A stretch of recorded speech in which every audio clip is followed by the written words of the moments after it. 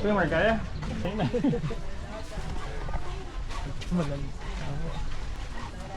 Kanig pa madali po sila.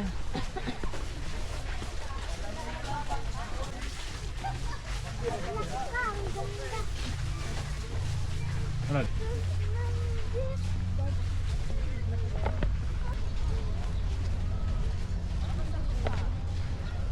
Ilan lang naman? Per bank pa. Ilan tayo? Per bank? 30, 25. Ala, hindi nabigyan o.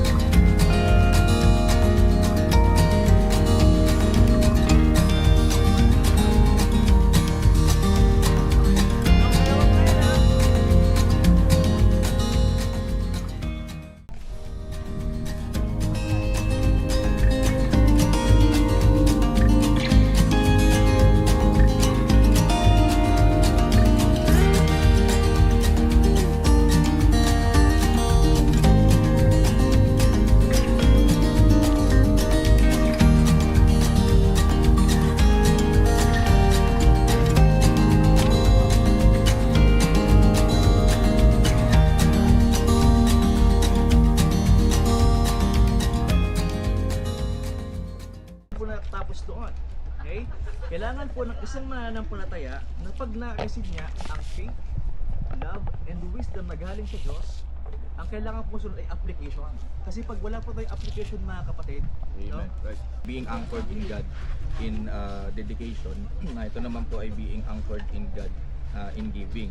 So ito po yung inassign po ni Pastor na verse. So specifically nga po dito sa chapter 9 verse 6 ng 2 Corinthians. Ngayon po, yung syempre may pinanggagalingan yan eh, 'di ba? So si the Apostle Paul wrote verse 6, sinulat niya yan.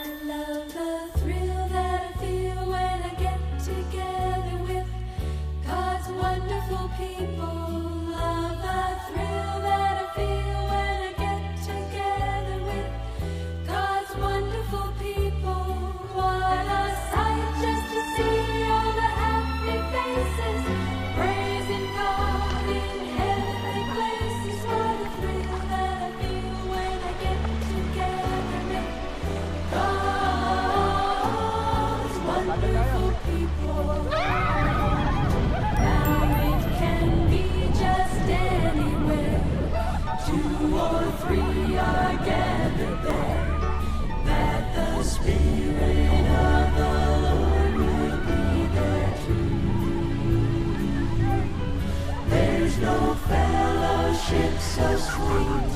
There's no thrill that can compete with the thrill I feel whenever God's children meet.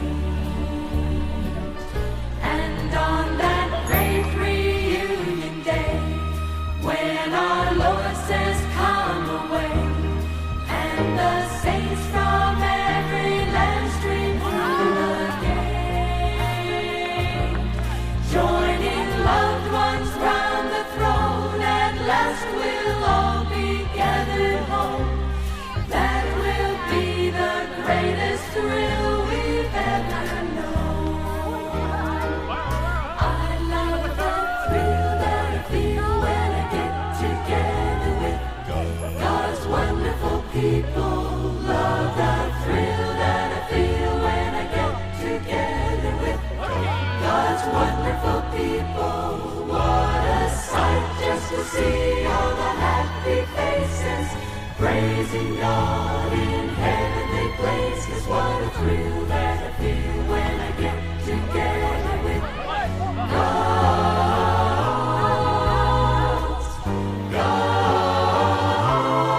wonderful people. I love the thrill that I feel when I get together with God's wonderful people.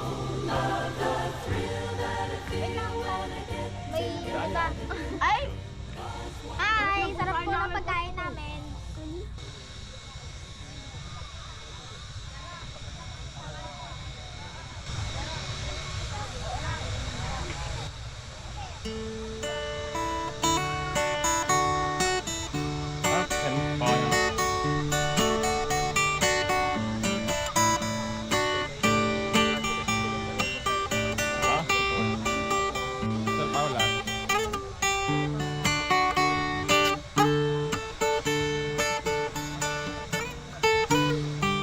Isang ikot lang mga kapatid ah. Tama lang tayo.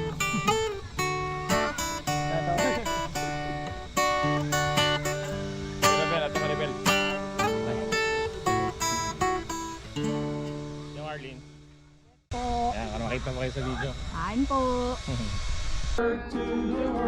We are servants of God. Let us follow the path that our Master has trod. In the realm of His skies, His strength to renew. With His blood, with our blood, called our hands fight to do.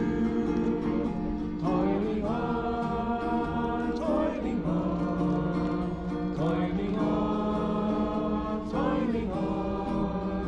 Let us walk and pray and labor till the Master comes. Napaka-importante na yung response natin sa Panginoon. Kung ikaw ay anak ng Diyos, di ba tagapagmana ka, heirs ka, nasaan ba ang kayamanan ng Diyos? This world is not our home.